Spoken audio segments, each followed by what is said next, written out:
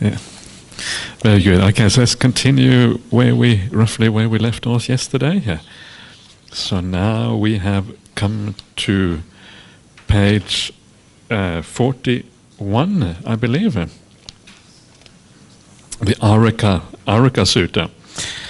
And now we are going to look a little bit at the ideas of impermanence, and of course that includes also death contemplation itself. So it is in many ways just a continuation of the themes that we looked at yesterday. So basically moving on from there, these suttas are a little bit more entertaining, if you like, not quite as dry. Some nice similes in here and some nice subjects which I just like to have a look at, simply because the Buddha looked at this thing from so many different angles, and it's nice to see some of those different angles, I think. Yeah. So let's start. So we're still working on the sixth factor of the Noble Eightfold Path, right effort, how to think about things in the right way so as to abandon defilements of desire and ill will and this kind of thing. This is really what this comes down to.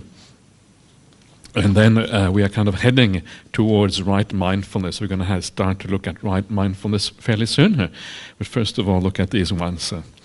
So this is from the Anguttara Nikaya 7. Actually, I should say that yesterday somebody asked about the sutta on dieting, how to lose weight. And it's found in the Kosala Samyutta, which is the third Samyutta of the Samyutta Nikaya, sutta number 13 in that sutta. It's very, it's very kind of simple sutta, but you might find it interesting anyway. So now to the Araka Sutta, Anguttara 774. And this is how it goes. Because in the past there was a teacher called Araka, the founder of a spiritual sect, one without lust for sensual pleasures. The teacher Araka had many hundreds of disciples to whom he taught a Dhamma such as this. Brahmins, short is the life of human beings, limited and fleeting. It has much suffering, much misery. One should wisely understand this. One should do what is wholesome and lead the spiritual life, for none who are born can escape death. So this Araka, founder of a spiritual sect, we're now looking back in time, a long time ago, so this is more like a story of the past. And sometimes you find these stories in the suttas, not that many. Most of the time the suttas are very kind of straightforward about the present moment, but sometimes you find these stories of the past. And he was a founder of a spiritual sect. He was without desire for sensual pleasures. And what that means is a shorthand for saying somebody who has attained samadhi, somebody who has attained the jhanas. That's really what that means. Because this is the only way you can maintain the overcoming of all sensual pleasures in this way in the long term, is if you have attained samadhi. It does not refer to attaining the Aryan stages, because that only happens when you have a Buddha around, right? You become either a Pacceka Buddha or an ordinary Buddha, and then you practice according to that. So this is at a time before Buddhism has arisen in the world, and at that time the closest you get to awakening is samadhi experiences. So this is what this refers to. But apart from that, you can see has a lot of elements in common with the Buddhist teaching, right? Life is limited and fleeting. Life is so short. Bang, you're finished. It's all over. And that period that you have, well, there is a lot of suffering. There is some happiness there, but there's a lot of suffering also in human life. Not the least because we are going to die. This is one of the main elements of that suffering of existence. So lots of things in common, and that's why, of course, he practices samadhi to kind of overcome the shortcomings of ordinary life and then move on to a good existence in the future.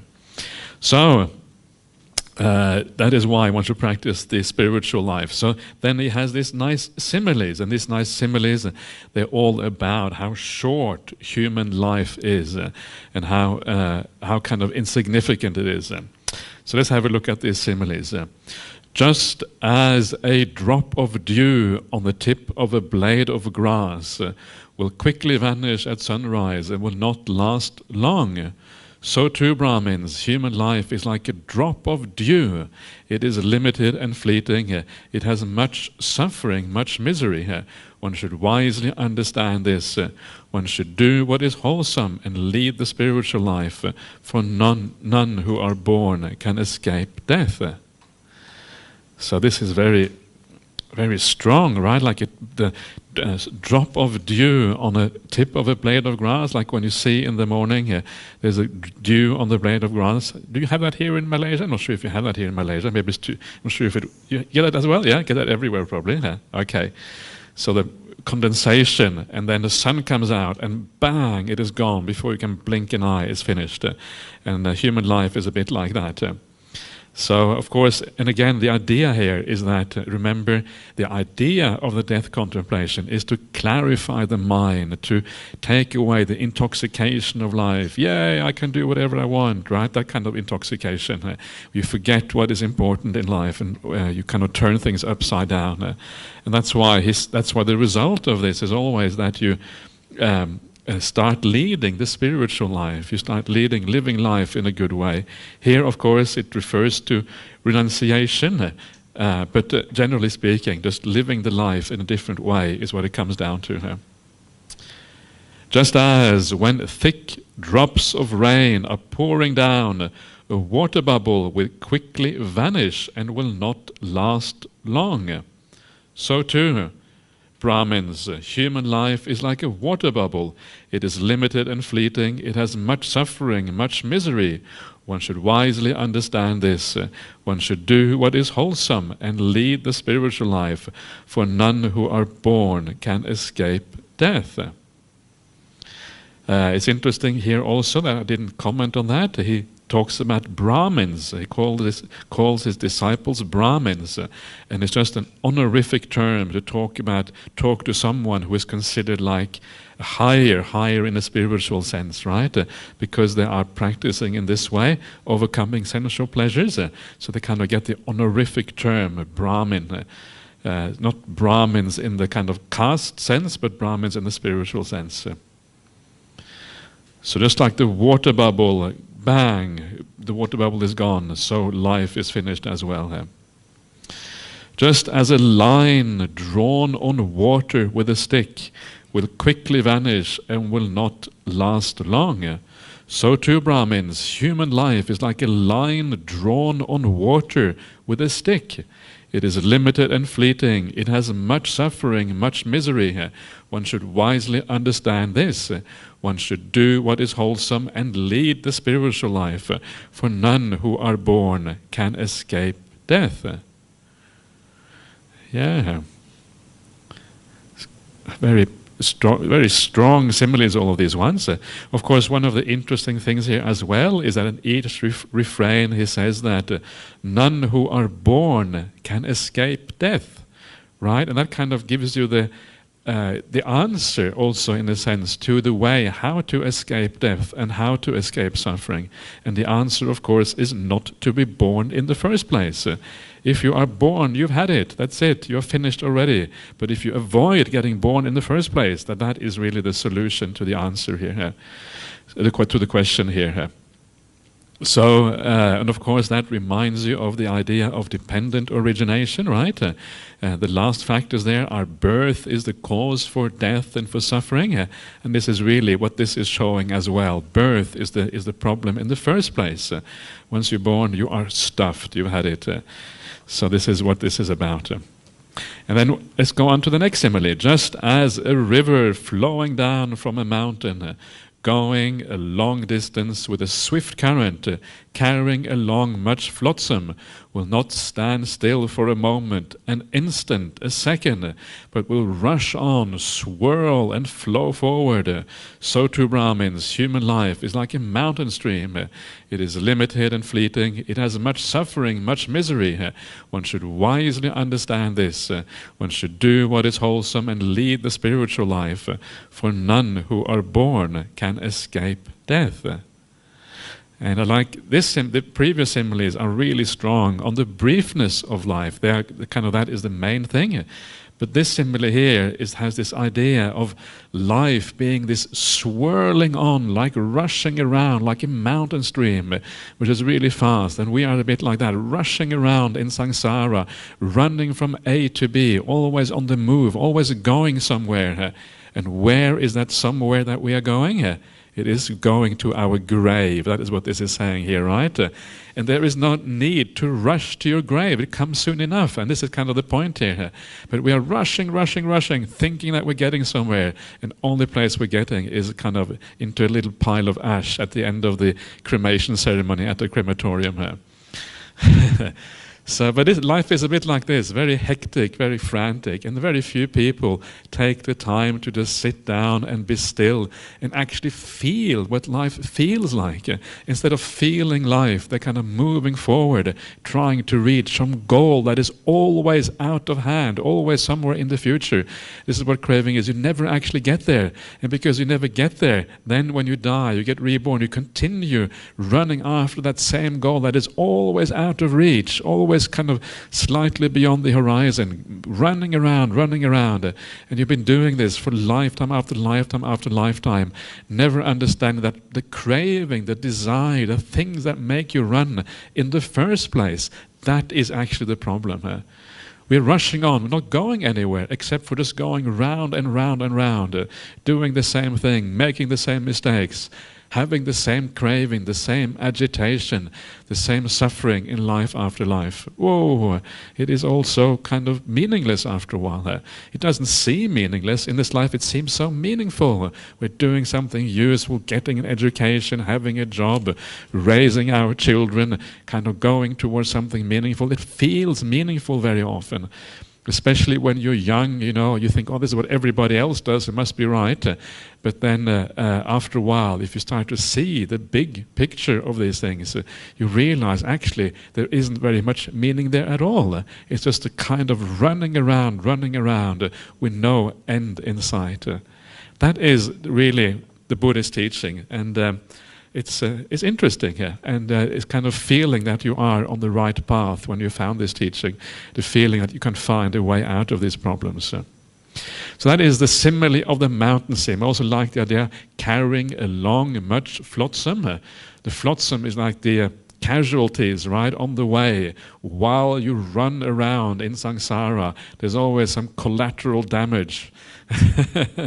Right, like they have in war, they have collateral damage, and there's a collateral damage when you run around as well, because while we run around, while we crave, while we get upset about things, other people also have to bear some of the suffering that comes from your actions. So there is some collateral damage there as well, and that makes it even worse, right? It's pointless, and there is collateral damage, and there is suffering added, just to kind of make things even worse. Okay, let's move on to the next one here. Just as a strong man might form a lump of spittle at the tip of his tongue and spit it out without difficulty, so too Brahmins, human life is like a lump of spittle. It is limited and fleeting. It has much suffering, much misery. One should wisely understand this. One should do what is wholesome and lead the spiritual life, for none who are born can escape death. I like that one. Human life is like a lump of spittle. It's really very graphic, kind of very sort of in your in your face in a sense. Okay, just as a piece of meat thrown into an iron pan, heated all day, will quickly vanish and will not last long, so too Brahmins, human life is like a piece of meat. It is limited and fleeting. It has much suffering and much misery. One should wisely understand this. One should do what is wholesome and lead the spiritual life, for none who are born can escape death. This is kind of fitting. Human life is like a piece of meat. We are all a bit like walking pieces of meat, right? So, so kind of fitting again to some extent. So, okay, the last one. Just as when a cow to be slaughtered is being led to the slaughterhouse, whatever leg she lifts, she is close to slaughter, close to death. So too Brahmins, human life is like a cow doomed to slaughter. It is limited and fleeting. It has much suffering, much misery. One should wisely understand this. One should do what is wholesome and lead the spiritual life, for none who are born can escape death. So every time that cow lifts a leg, every time she goes anywhere, the only direction she is going is to the slaughterhouse, because that is where the life of that cow has to end. That's the kind of the terrible truth about this enormous suffering of animals in this world. But in a sense, we are the same, just like that. Every time we move, every time we do anything, we're heading towards the end, heading towards death in pretty much the same way as the cow being led to slaughter. We're going the same way. That was one of the similes. I remember reading it the first time. I thought, wow, that is really powerful and really strong again, just to remind us of what's going on. Okay, and now comes the kind of the punchline, right? It really drives home the point of what he has been saying so far. But at that time, bhikkhus, the human lifespan was 60,000 years, and the girls were marriageable at the age of 500. At that time, people had but 6 types of suffering: cold, heat, hunger, thirst, excrement, and urine. Though people had such long lifespans and lived so long, and though their afflictions were so few, still the teacher Araka gave his disciples such a teaching: Brahmin, short is the life of human beings. Limited and fleeting, it has much suffering and much misery. One should wisely understand this.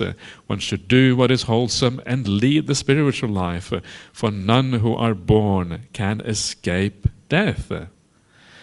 Right? It doesn't really matter sometimes how long it is. And I think this is one of those things that once you come to the end of your life and you look back, if it is 100 years, if it is 80 years, if it is 40 years, even if it is 60,000 years, and you look back, suddenly it's all gone, suddenly it's disappeared, and suddenly it's like a dream of the past, right? It's just like now. What does the past of your life feels like? It feels a bit like a dream. It's kind of gone. It's not there anymore. The reality is now. You can never really get there again. In the same way, when you get to your deathbed, regardless of how long you lived, it all seems like something in the past, a kind of irrelevant, and suddenly it's all finished. It's all over. So it's kind of draws, kind of really, makes it very clear, this point about the human life being short. And so that is kind of a punchline there. And then I've skipped a bit of the sutta, and then comes the very last part where the Buddha says, whatever bhikkhus should be done by a compassionate teacher out of compassion for his disciples, seeking their welfare, that I have done for you. These are the feet of trees, these are the empty huts. Meditate, bhikkhus, do not be heedless, do not have cause to regret it later. This is our instruction to you. And this kind of, again, it drives home this idea that the Buddha is there, he is the compassionate teacher. The only reason why he teaches is because he has understood the truth and because he has compassion for his disciples, right? That is why he teaches. Actually, it is a burden for the Buddha to have to teach all the time. Much nicer for him just to meditate and experience jhanas and the bliss of freedom that you have as an arahant. Far easier for the Buddha, but still he has compassion for us because he knows that he can help us to be released from suffering. And now it is up to us to follow that path, right? That is what he says, these are the feet of trees, these are the empty huts. That is where the real meditation, if you really want to meditate properly, you can meditate a little bit here at the BGF and you can get some nice results from that already. But if you really want to take your meditation seriously, sometimes you have to go on retreats and you have to withdraw a little bit from your ordinary life. Go away for a week, for 10 days or whatever, and it's something that I would recommend you all to do. Get away from KL. KL is such a large and noisy city, right? it's a nice place because you have Buddhism here and you have good Buddhist organizations. That is great. But sometimes nice to get away from these large, bustling cities and go to somewhere peaceful and quiet. A good place to go, I reckon, is Jhana Grove Meditation Center. And I think it is because it is very peaceful. It is very quiet. It has a lot of also the resources there. It's very comfortable. So you kind of really relax when you go to a place like that. You get your own room and bathroom, right? That's pretty high standard for a meditation center. Most places you have to share rooms and that kind of thing. And it's nice to have that sense of seclusion where you can be by yourself in your own room. And then for a while you have like a halfway house to being a monastic.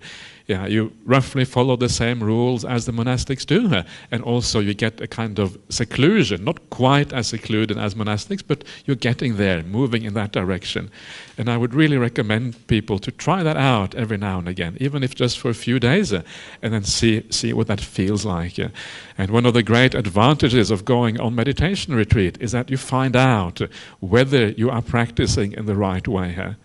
Because when you go on retreat, you see how good is my mindfulness this year compared to last year.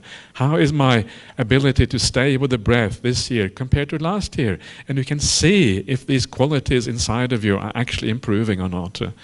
This is actually a very important part, I think, of our life, because only then can we really make a judgment as to whether we are practicing right or not. And if you are improving a little bit in mindfulness, if your meditation is going a little bit better than last year, then you know that you're living your life well. You're doing living the virtue, doing all the sila parts in the right way. If you're not making an improvement, that is also very useful information, because it makes you ask the question, why? Why am I not making an improvement? And then you look at yourself, you look at your conduct, and you try to find a solution to what the problem is. And usually you will find it somewhere in your conduct, right? Somewhere my mind isn't pure enough, I have too many thoughts of ill will or whatever, I don't have enough compassion and kindness towards the people around me.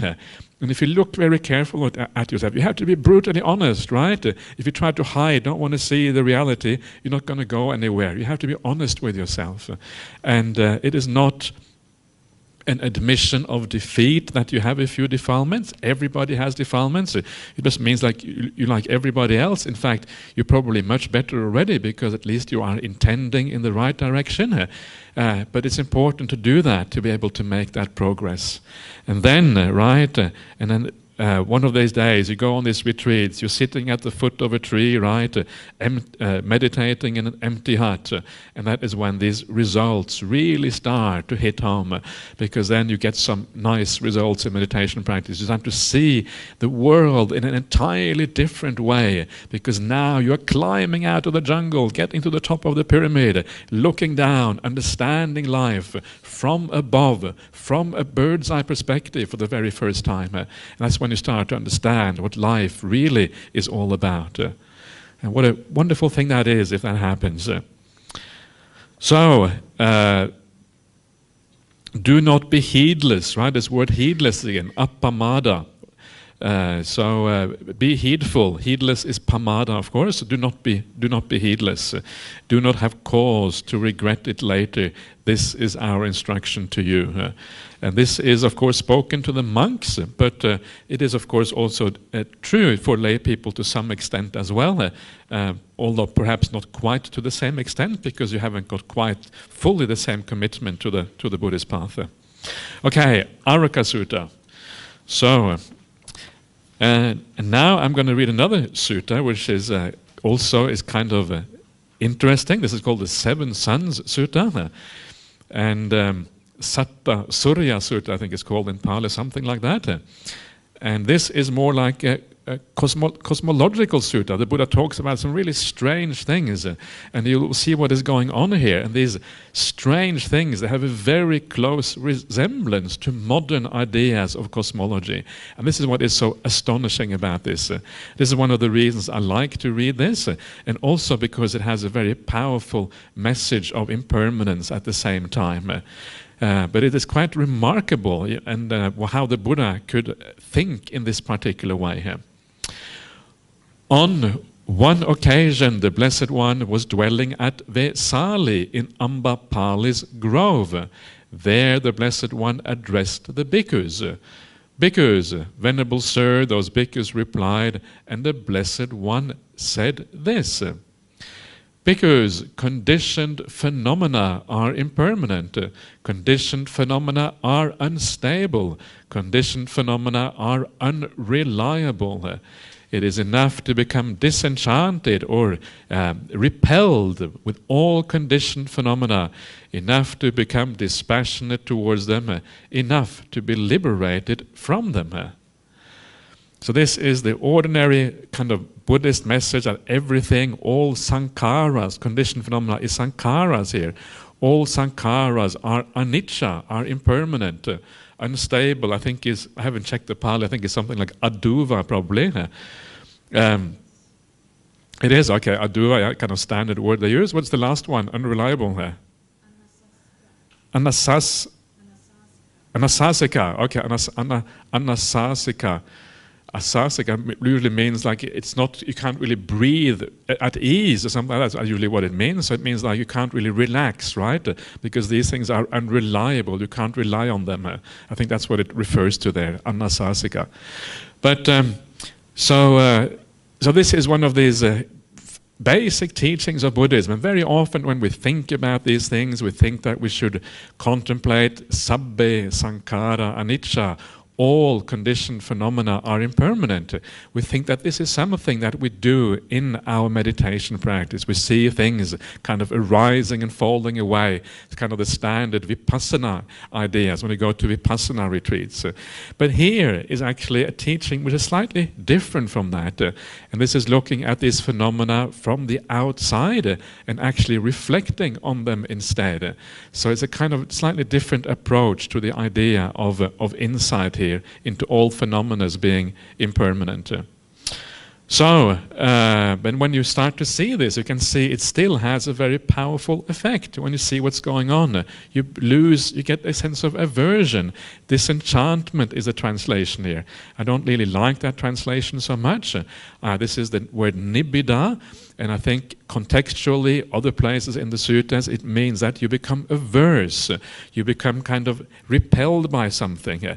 They talk about nibbida is what you get to a sore. If you have a sore on your arm and it's discharging pus and all kind of yucky stuff, you don't feel disenchanted. You feel slightly repelled. It's slightly disgusting, right?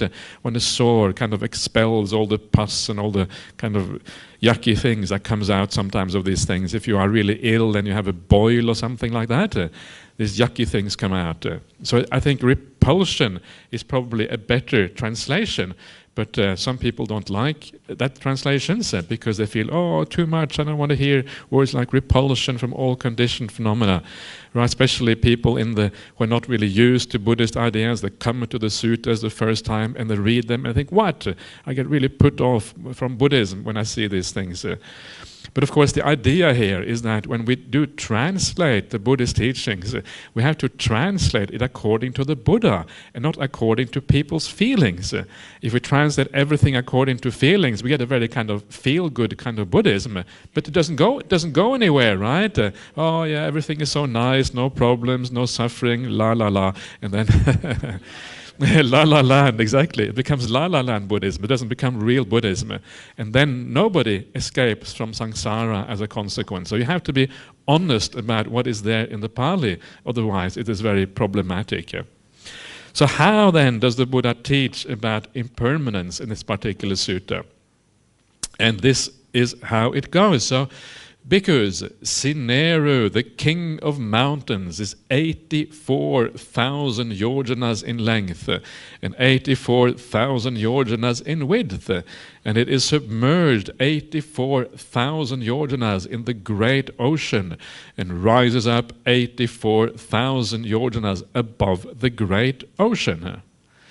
So what is that all about? And I don't really know, to be honest with you, what that is all about. But it is obviously about this enormous mountain. and 84,000 yojanas. A yojana is often regarded to be about maybe, 12, 13 kilometers, right? So it means that you have to add another zero on, so it's about about a million, right, kilometers in length, 1,000,000 kilometers in width, and 1,000,000 kilometers down in the ocean, and 1,000,000 kilometers above the ocean. Now, how big is the Earth? Well, the Earth is about 12,000 kilometers in diameter, and this mountain is 1,000,000 kilometers, right? So it dwarfs the size of the Earth. So where exactly is this mountain? That is kind of the interesting question here. And the answer is that it's unknown, it's uncertain whether it's just mythology or what it is, but it could be, for example, that it is in one of the other realms, right? You go to Tavatingsa heaven or something like that, and maybe you find that kind of mountain there. That's just one idea. So it is still part of the universe, just not part of the visible universe. But the main point here is that this is not really important for the sutta. This is just like an added information at the beginning, which really is quite irrelevant. So we can kind of just leave that to one side, don't have to worry too much about what it means, and get on with the real stuff instead. There comes a time, because when rain does not fall for many years, for many hundreds of years, for many thousands of years, for many hundreds and thousands of years. When rain does not fall, seed life and vegetation, medicinal plants, grasses, and giant trees of the forest wither and dry up and no longer exist. So impermanent are conditioned phenomena, so unstable, so unreliable. It is enough to become dispassionate with all conditioned phenomena, enough to become disenchanted and become dispassionate towards them, and enough to be liberated from them. So here the idea is there comes a point in the future when the earth starts to warm up, and because the earth warms up, the rain stops, and the vegetation starts to die, right? This is kind of the beginning here. Perhaps also it refers to some drought, some really bad drought, when everything kind of dies. That's another possibility. But the general trend of the sutta here is about things warming up more and more and more. And that is what probably is going on here. And of course, if you do look at a modern kind of outlook on the future of the earth, then we all know that that future is going to come. There will become a time when everything dies, right? All the vegetation disappears. Everything dries up and just falls away. That time will come. It may be a long, long time away still, but that future is bound to come at one stage, at the very least. So it fits very well with modern ideas of how the future of the earth. Number two, there comes a time when after a long time a second sun appears. With the appearance of the second sun, the small rivers and the lakes dry up and evaporate and no longer exist.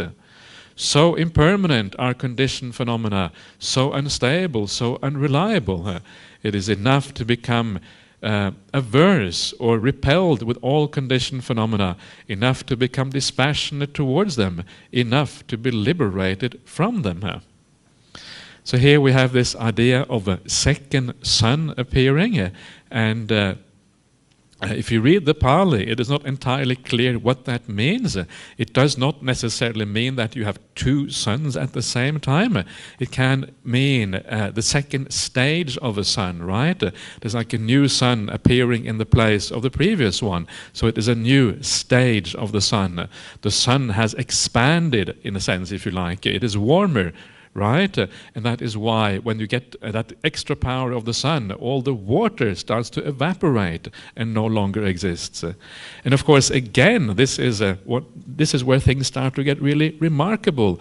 The idea of the increased heat from the sun, right? This is exactly what we know from modern cosmology, is exactly where the world is heading in the future. The sun will enlarge, the sun will get hotter, and things will start to die out on the planet, and the waters will start to evaporate.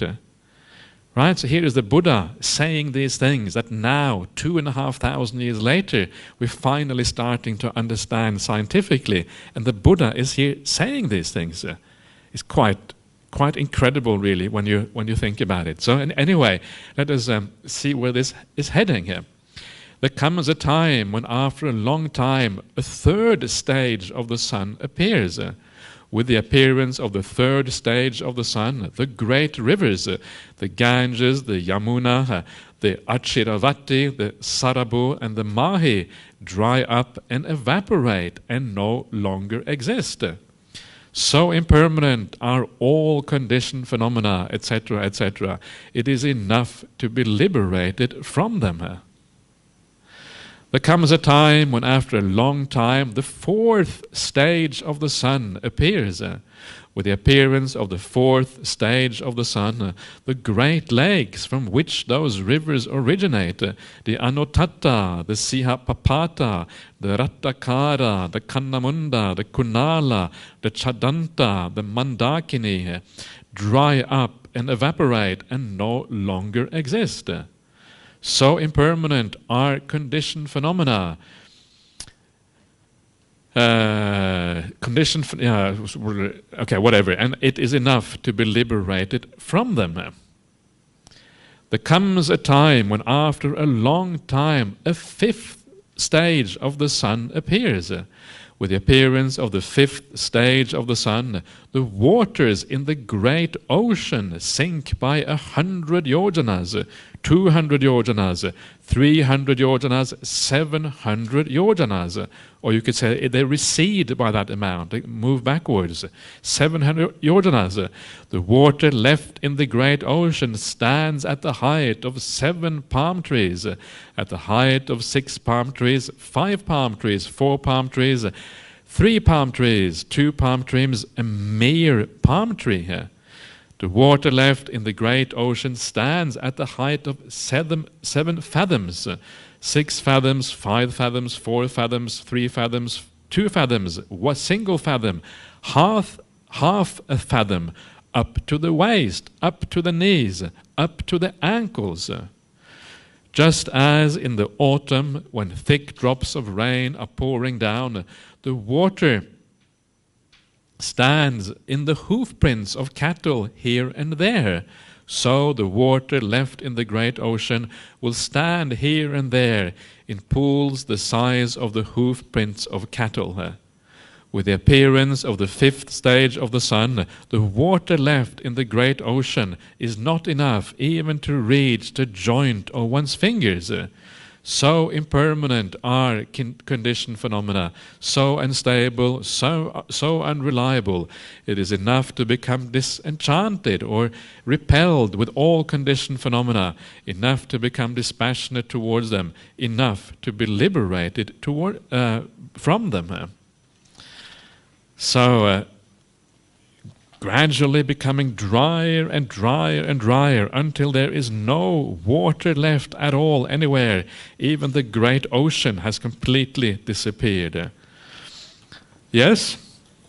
Then there comes a time when, after a long time, the sixth sun appears, or the sixth stage of the sun appears. With the appearance of the sixth stage of the sun, this great earth and Sineru, the king of mountains, smoke, fume, and smolder. Just as a potter's fire, when kindled, first smokes, fumes, and smolders, so with the appearance of the sixth stage of the sun, this great earth and Sineru, the king of mountains, smoke, fume, and smolder. So impermanent are all conditioned phenomena, it is enough to be liberated from them. So here the whole earth is starting to smoke, and Sineru is added there probably because it is one of these mythological things that people knew about in those days, so probably added in there, either that or maybe it had some meaning, maybe it was referring to the Himalaya mountains or something like that, I'm not sure. But anyway, it is there. But the main point here again is the great earth, the entire earth is starting to smoke and fume and smolder. So again, quite astonishing, because of course that is exactly what we know from modern science. As the sun expands, right, becomes larger and larger and larger, heating up the earth, all the water disappearing, and after a while the earth itself starts to get heated up to the point where it is starting to emitting smoke and fuming in this way. There comes a time when after a long time a seventh sun stage of the sun appears. With the appearance of the seventh stage of the sun, this great earth and Sineru, the king of mountains, burst into flames, blaze up brightly, and become one mass of flame. As the great earth and Sineru are blazing and burning, the flame cast up by the wind rises even to the Brahma world. As Sineru is blazing and burning, as it is undergoing destruction and being overcome by a great mass of heat, mountain peaks of 100 yojanas disintegrate, mountain peaks of 200 yojanas disintegrate, 300 yojanas, 400 yojanas, 500 yojanas disintegrate. When this great earth and Sineru, the king of mountains, are blazing and burning, neither ashes nor soot are seen. Just as when the ghee and oil are burning and blazing, neither ashes nor soot are seen, so it is when the great earth and Sineru, the king of mountains, are blazing and burning here.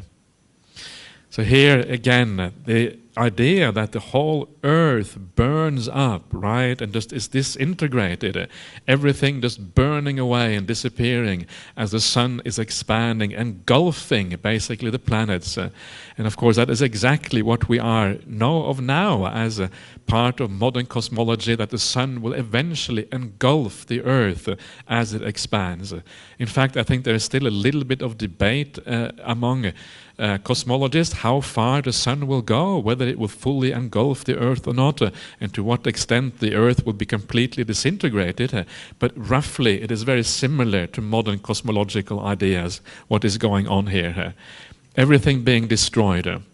And the idea that it goes all the way to the Brahma world and that Sineru is also destroyed, it could simply mean that some of these things are felt in different realms of existence, because there is some parallels, of course, within these different realms. You have ghosts that can hang out in your house, right? And in the same way, there is some communication between these realms. So that might be what is going on there, although I'm not entirely sure why that is the case. So, and then of course he drives home the point, so impermanent are conditioned phenomena, so unreliable, so unstable, it is enough to become repelled with all conditioned phenomena, enough to become dispassionate towards them, enough to become liberated from them. So here you have the Buddha taking a slightly different point of view, a different way of looking at the idea of impermanence, looking at the universe in a slightly bigger scope, and seeing how the entire earth, right, will one day disappear and be kind of completely destroyed by the expansion of the sun. It's very, very interesting, and of course, imagine it's a very powerful idea. You know, when we know this in the present as well, it's a very powerful idea that the earth will be completely destroyed one day. It kind of leaves you with this feeling that everything is a little bit futile, right? We are building up our civilization, trying to control everything, trying to make everything perfect, and then one day everything is destroyed anyway. It may be a long way in the future, but still there is a slight sensation of futility about all of this. Where are we going? Ultimately, we're all going to destruction. Everything is going to disappear. And this, of course, is the power of this idea of impermanence.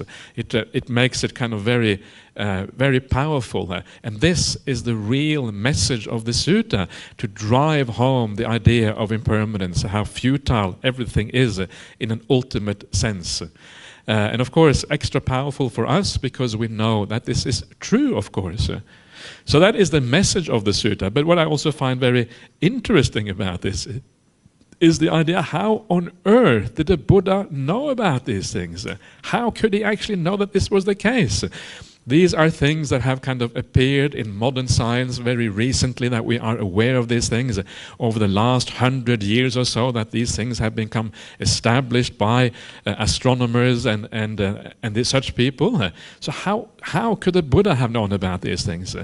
And this is not the only sutta that talks about kind of big events in the world.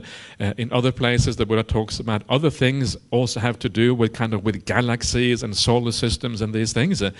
In places, it talks about how, it says that there is the earth, there is the moon, there is the sun, and there are kind of different levels of beings, right? So he's talking about really about a solar system, our solar system, being the sun, being the moon, being the earth. And then he says that there are thousands upon thousands and thousands of such, so he calls it world systems, seems to mean a solar system. There are such solar systems out there, right? And if you look at our understanding of astronomy, it's only very recently that we have discovered that there are planets orbiting other suns. It's a very, very recent phenomenon that we are aware of this. And now, of course, we're trying to find out whether there might be life on these other planets out there. But the Buddha has already said in the suttas that there is life out there. There are he says 1,000 to the third power such solar system, in other words, 1 billion solar systems out there, probably talking about our galaxy perhaps. And then he says that each of these solar systems, they have these realms, right? Human realms, animal realms, deva realms, and all of these things are out there. So, based on the suttas, and this is to check your conviction in the word of the Buddha, right? But it has to be the word of the Buddha. Based on these suttas, we should expect that eventually we will find life out there in the universe, because this is obviously what the Buddha has somehow seen, right? And predicting in a sense. There is also, of course, the idea that we find in the suttas sometimes, the idea of the world systems expanding and contracting, or developing and or evolving and then contracting afterwards. And that seems to be, it's very hard to know whether it is equivalent to what we are seeing now, but it seems to be the same as the Big Bang idea, right? This is also there in the suttas. And so it is astonishing. It is absolutely remarkable how the Buddha could have known these things. And the question arises, how could he have known about these things? How could he foresee that the sun is going to expand in the future? What kind of access to, what kind of insight do you have to be able to do that? And I think the answer probably is that what he has seen the past, right? Remember, the Buddha recalls his past lives. And of course, when you recall your past life, you see all of these things happening in the past, because the universe works in a certain way. These are constant phenomena happening again and again in the universe, expanding, contracting, the sun's kind of expanding and swallowing up planets or whatever. It has always been a bit like that.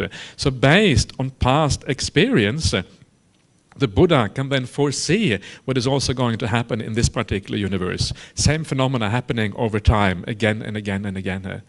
So that is how I say that the Buddha is able to see these things. But from a modern scientific point of view, most people who read the sutta, they would be completely at a loss to understand how the Buddha could have said these things. I gave a talk on this at our Buddha Center in Perth a while ago, maybe a year ago or something like that. And then after having given the talk and saying that these things are in the suttas and saying there is really no logical way of explaining why it should be there. For example, somebody has added it later on, right? Because these are ancient texts. This exists in Chinese translation, which separated from the Pali 2,300 years ago. This has been there for a long period of time. We know that. So it hasn't really been inserted in modern times. Nor is it really a matter of interpretation, because it's quite easy to understand what is going on here. It's not some kind of very strange doctrine. It's fairly easily explained. Right? So there isn't really much scope for interpreting this. It seems to be the case that the Buddha actually said these things. And so I said that, right? And when you say these things in the Buddha Center, it goes onto YouTube and thousands of people listen to this. There are always a lot of people who say, what? You can't say that. You unthinking kind of religious zealot, right? Who believes this kind of stuff. And so some people are really upset by that because they think that you are just coming from some kind of crazy religious point of view. But actually, I don't think so at all, because what we are seeing here is we are seeing ancient text. It's there. There is no good explanation for explaining how it could be there. The only explanation really is that somebody must have had those insights. And to me, it actually is, if anything, it is evidence that the Buddha really did recollect his past lives. Otherwise, it's the only way that I can think of that he actually would know about these kind of issues. So that is the way I look upon this. So very, very powerful, very interesting. And of course, the majority of people will be more interested in the kind of the science here. Wow, the sun is going to expand, all of that. But the Buddha is not really so interested in that. For him, that's just philosophy. The philosophy of how the universe expands, how the universe contracts. And that is really quite irrelevant. For the Buddha, what is relevant here is to use that information to inform our spiritual practice. So we actually start practicing because we understand the impermanence and the problems that these big issues in the world actually, the effect they actually have on us. So it's strange. On the one hand, it is very fascinating and interesting that the Buddha should know about these things. On the other hand, the Buddha himself is not really all that interested, right? For him, it's just an example of impermanence and how the world is changing. For the Buddha, it's just philosophy, and philosophy itself is really irrelevant to the Buddhist teachings. You may remember the famous Buddha simile of the handful of leaves in the Singsapa grove. He picks up a handful of leaves, right, from the Singsapa grove. It's one of the forests in North India at that time. And then he says to the monks, the leaves I have in my hand, is that what is more, those leaves or all the leaves on the forest floor? Right? Okay, so it's pretty obvious what the answer is. We can all kind of get that. And then he says, exactly as the leaves in my hand are few and the leaves on the forest floor are many, in the same way the teachings that I have taught you, that is the Four Noble Truths, are few compared to what I actually have discovered through my own insight, which is like all the leaves on the forest floor. And a lot of that other stuff probably is more like philosophical matters, scientific matters, understanding of the universe, how everything goes, right? And most people, why didn't he teach that? That would be really interesting to hear about these things. But for the Buddha, the main point is not to teach about things that are interesting, right? In quotation marks, because for him, there is a problem to be resolved, the problem called suffering, and we want to get out of that instead of distracting ourselves. Once you start distracting yourselves with philosophy, it is bound. You're going to stay a few more eons in samsara as a consequence, right? This is what philosophy does to you. It keeps the mind running, going around and around. So the Buddha minimized that to an absolute minimum. But occasionally we get these remarkable insights from the suttas into the mind of the Buddha and into the sort of things that he actually knew. This is, to me, what is amazing. This is a kind of stuff that I can really relate to because we know from modern science that this is true.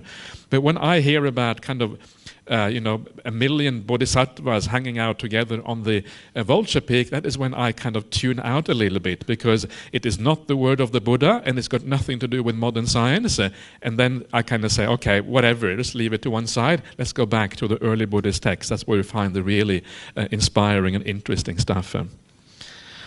Okay, so the last sentence of this sutta.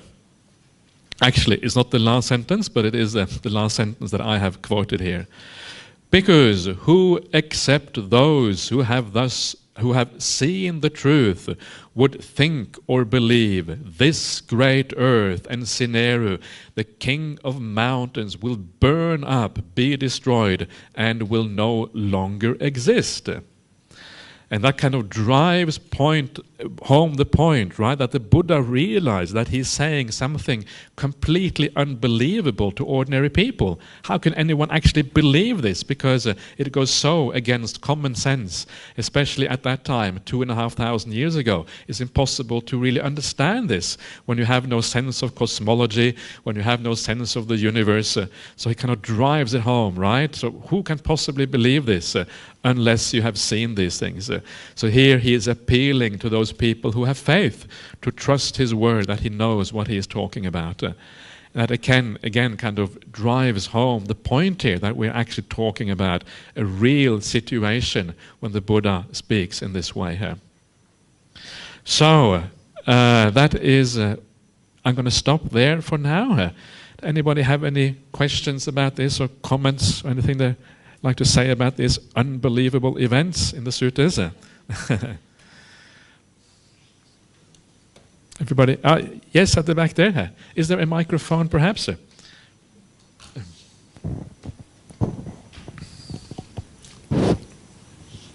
Bhante, when you talk about revulsion, is it, Yeah. how do you separate revulsion with something less subtle but nicer, something like disinterest? For example, you understand that these things bring suffering and you become disinterested with them without a sense of aversion to it. Yeah. So is it the same thing that you're talking about here?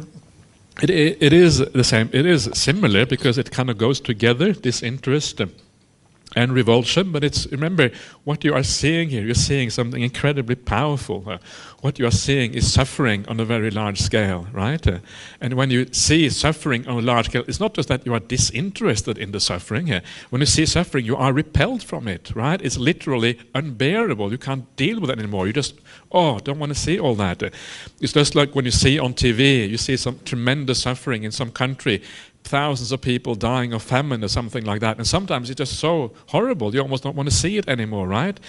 Because you can almost imagine yourself being there, because you are human as well. You can see the connection there somehow.